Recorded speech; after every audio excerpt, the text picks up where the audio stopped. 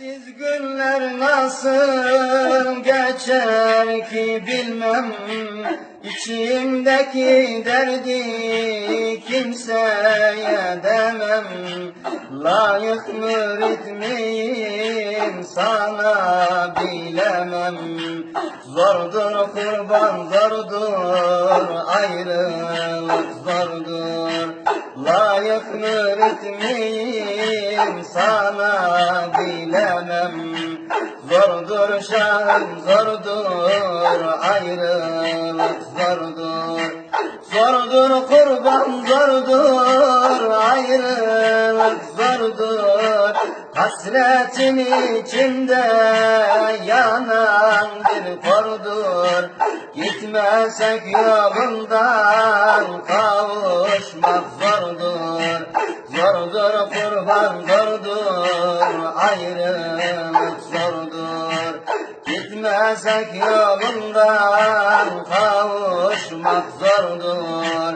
Zordur şahım zordur, ayrılık zordur.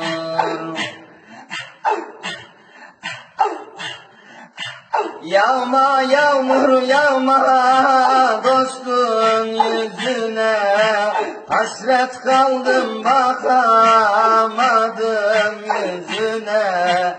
Son kez bakamadım ela gözüne.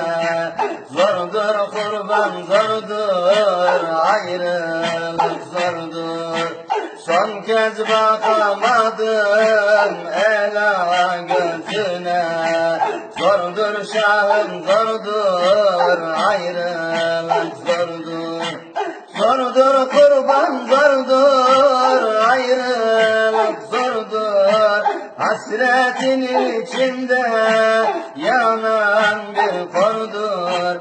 Gitmesek yolundan kavuşmak zordur. Zordur kurban zordur, ayrılık zordur. Gitmesek yolundan kavuşmak zordur. Zordur şahım zordur, ayrılık zordur.